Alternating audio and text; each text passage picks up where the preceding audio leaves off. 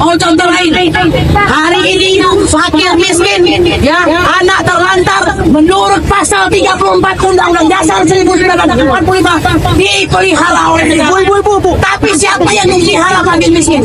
Trotoar, jalanan, pasar-pasar, terminal. Kau lihatlah di sana. Di sanalah semua anak-anak kita.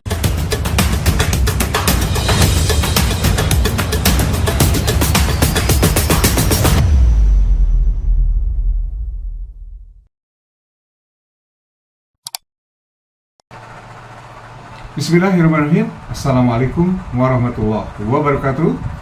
Sahabat-sahabat, para pejuang perubahan dimanapun berada, jumpa kembali dengan HS Channel. Semoga sehat selalu sahabat di sana. Kali ini HS Channel akan mengajak untuk mengikuti sebuah orasi yang luar biasa dari seorang emak-emak. Sepertinya dia seorang pengacara yang luar biasa, menyampaikan kekesalannya, kegundahannya sekaligus murka terhadap apa yang sedang terjadi di negeri ini. Nah, lebih jauh seperti apa orasi luar biasa ini? Mari kita ikuti bersama. Selamat menyaksikan. Bahwa hari ini kita semua berkumpul dalam rangka 2 bulan lagi Joko Widodo, Presiden ke-7 Republik Indonesia dan juga ke-8 akan menyelesaikan masa baktinya sebagai Presiden Republik Indonesia. Tadi malam, tepatnya di istana, beliau mengundang banyak majelis taklim, tokoh agama dan segala macam yang tentu saja dekat dengan istana untuk menyatakan permohonan maaf kepada bangsa Indonesia. Kurang lebih dia mengatakan mohon maaf tidak bisa memuaskan setiap orang. Nah, soal permintaan maaf sudah kewajiban manusia saling memaafkan. Akan tetapi ini bukan soal maaf-maafan lebaran, ya. Ini adalah 10 tahun pertanggungjawaban soal kepemimpinan.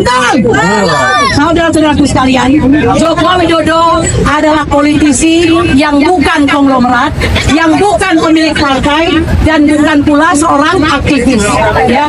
Dia mendapatkan dukungan itu berdasarkan kemampuan dia menggait partai politik seperti Golkar, Nasdem, Partai Menengah, dan Partai Bawah, ya, untuk mendapatkan pemilih Muslim. Lalu dia menggait Ma'ruf Amin untuk menjadi wakil presiden sama guna mendapatkan suara pemilih Islam. Apakah itu sah? Boleh saja. Akan tetapi apa yang terjadi dalam pemerintahannya? Mari kita sama-sama bicara. Saudara-saudara sekalian, sebenarnya yang bodoh itu siapa?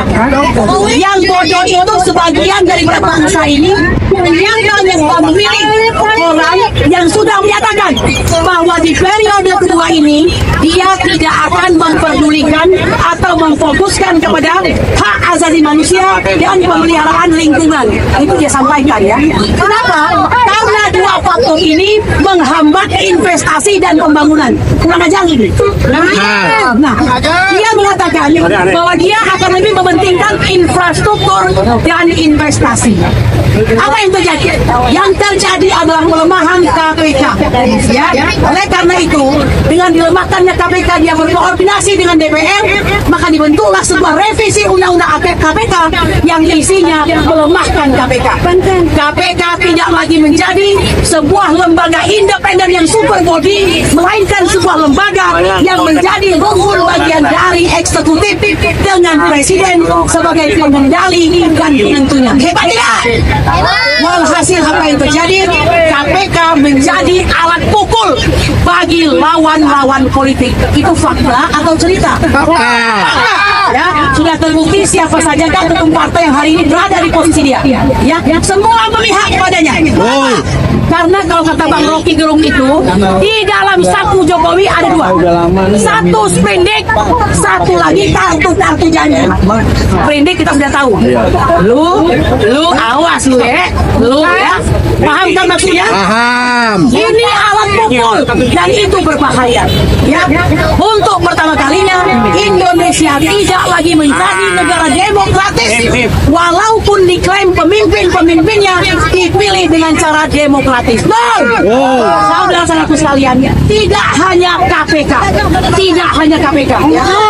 tetapi jaksa dan polisi ikut-ikutan dimasukkan ke dalam perjuangan mereka itu. Semua menjadi alat pukul. Betul. Nah, apalagi ada 75 undang-undang peraturan-peraturan disinkronkan, dihilangkan yang maknanya kegunaannya jika itu merugikan investor. Bentuklah omnibus law, dan ini sangat merugikan pihak rakyat yang terdampak dan buruh serta lingkungan, tetapi sangat menguntungkan investor. Jokowi memberikan karpet merah dan kemanjaan kepada semua oligarki. Betul. Saudara-saudaraku sekalian, apa yang terjadi? Yang terjadi negara kita bukan negara demokrasi, melainkan pembalikan demokrasi. Apa cirinya? 4 ciri negara yang berbalik demokrasinya. Pertama, sistem hukum yang tidak imparsial, yang sangat memihak. Yang kedua, kekuasaan eksekutif yang sangat berlebihan. Yang ketiga, birokrasi yang tidak netral. Yang paling penting berkenaan dengan para YouTuber ini, kalianlah pahlawan kami karena media massa tidak lagi independen. Mau bukti? Apakah di sini ada TV One? Nggak ada. Apakah di sini ada RCTI? Nggak ada. Adakah di sini TV 7? Nggak ada. Adakah di sini Nggak ada. Metro TV? Tidak ada. Mereka tidak akan pernah mau beli kalian. Kenapa? Karena mereka sudah terdominasi oleh pemerintahan Joko Widodo. Betul. Jadi YouTuber sekalian, kalian akan dicatat dalam sejarah sebagai pejuang hari ini bangsa Indonesia. Betul. Dan saudaraku sekalian, ingat baik-baik, jika dahulu ada pahlawan kemerdekaan, hari ini ada pahlawan mempertahankan kemerdekaan. Tahu YouTuber? Hidup YouTuber! Baik, sekarang apa lagi? Saya ingin mengatakan kepada saudaraku sekalian, ibu-ibu, mama, ayah, jangan sendiri. Ini adalah Jokowi. Dia memakai jaket oranye, bertanda bahwa orang ini adalah orang yang didakwa, ya, orang yang ditersangkakan melakukan suatu tindakan kejahatan. Oke? Kalau sudah kayak begini, harusnya Jokowi paham, rakyat ini menabur Anda. Rakyat ini merasakan bahwa perjuangan Anda menjadi presiden itu hanya memerdekakan diri Anda sendiri. Saya mau bertanya kepada Anda, siapa yang pada hari ini dalam pemerintahan Jokowi paling merasa enak? Siapa? Siapa yang merasa enak di zaman Jokowi? Jokowi sendiri, keluarganya, kroninya, oligarki, dan rakyat semuanya menderita. Kalian perlu Anda ketahui, biaya pendidikan yang 20% itu pada hari ini pemerintah menurut Hakim Sazli Isra, dengerin ya, menurut Hakim Mahkamah Konstitusi Sazli Isra, bahwa negara tampaknya sudah coba-coba untuk meninggalkan kewajiban terhadap pendidikan. Biaya UKT sampai 50 juta per semester. Kurang aja. Apakah kau tidak tahu bahwa pasal pendidikan di dalam Undang-Undang Dasar 1945 mewajibkan negara mencerdaskan kehidupan bangsa? Oh, contoh lain, hari ini fakir miskin, ya, anak terlantar, menurut pasal 34 Undang-Undang Dasar 1945 dipelihara oleh negara. Tapi siapa yang dipelihara fakir miskin? Trotoar, jalanan, pasar-pasar, terminal. Kau lihat di sana. Di sanalah semua anak-anak kita yang terlantar dan akhirnya terkena narkoba dan sebagainya. Ya, ingat baik-baik. Lalu apa lagi? Jokowi dengan kekuasaannya selalu kemudian mengancam. Kalau tidak, masih ingat Anda apa yang katakan dalam pilpres kemarin, dia mengancam para pemimpin daerah. Kiri, kanan, depan, belakang, atas, bawah. Semua. Saya punya prinsip kayak gini. Itu adalah yang paling bodoh di dunia, ya. Paham Anda? Ya, herannya dengerin ini. Dia mempunyai data tentang PIN, kiri, kanan, atas, depan, belakang, ya, sehingga kepala daerah tertakutan. Tapi begitu Ketua BPN 2I, siapa Benny Ramdhani, mengatakan bahwa otak daripada judi online bernama Mr. T, dia langsung kaget. Kok gampang banget kaget ya. Kenapa yang itu kaget? Kenapa yang kaget? Latih ini yang dimaksud dengan selected outrage, kemarahan yang pilih-pilih, ya. Saudara sekalian, akan banyak yang ngomong. Saya mau mengakhiri ya orasi saya dengan satu saja. Saudara sekalian, Mama dengerin.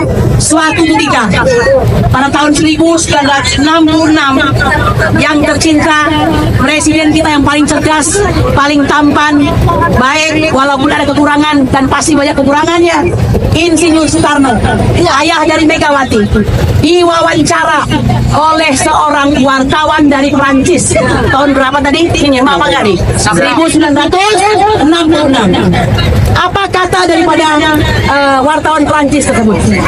La vie de moi. Ya, ini bahasa Prancis saya nggak ngerti ya. La vie de moi. Artinya apa? Pak Soekarno, bagaimana negara Indonesia di masa depan? Bung Karno sambil menerawang mengatakan demikian. La vie de moi. Negara saya yang akan datang dengan sangat optimis. Dia mengatakan, negaraku kaya, negaraku hebat, rakyatnya bersatu, rakyatnya adalah rakyat yang luar biasa, rakyatnya pekerja keras, negaranya diapit oleh dua benua, dua lautan dengan kekayaan alam. Ya, maka pasti negaraku akan brilian. La vie de moi brilian. Seandainya beliau hari ini masih hidup, apakah Soekarno akan berkata yang sama melihat seorang Joko Widodo yang begitu royal memberikan penghormatan kepada keluarganya berupa tokoh nasional kepada anaknya, menantunya, istrinya dan sebagainya, lalu telah berhasil meloloskan putranya untuk menjadi wakil presiden ke-14 Republik Indonesia. Saudara-saudara sekalian, kalian yang memegang keputusan, kalian yang mengetahui, kalianlah yang memutuskan. Hari ini ada Mbak Ida, Mbak Menu, Mbak Esa, Mbak Tita, Mbak Desi, semuanya Mama. Kalian adalah pahlawan bagi Indonesia. Jangan berhenti sampai 2 bulan lagi Jokowi menyelesaikan, dan jangan biarkan dia melenggang bebas. Harus diadili.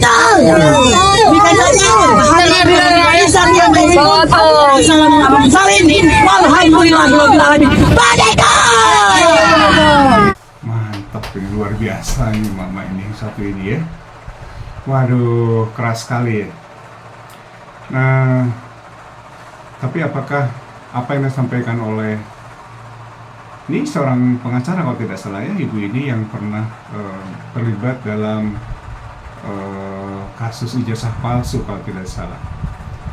Nah, menurut sahabat-sahabat para pejuang perubahan, benar nggak tuh apa yang disampaikan oleh emak-emak luar biasa ini? Ya, dengan berapi-api beliau sampaikan beberapa poin yang kita bisa menduga ke mana diarahkan orasi ini. Silakan tulis di kolom komentar. Terima kasih sudah menyimak. Dan jangan lupa untuk subscribe bagi yang sudah subscribe agar tidak ketinggalan video terbaru dari HS Channel. Dan jangan lupa dibunyikan loncengnya agar selalu mendapat notifikasi jika ada video yang baru dari HS Channel. Terima kasih sekali lagi, semoga sehat selalu. Aku qouli hadza wa astaghfirullahaladzim wa lakum. Wassalamualaikum warahmatullahi wabarakatuh. Salam perubahan, hidup YouTuber.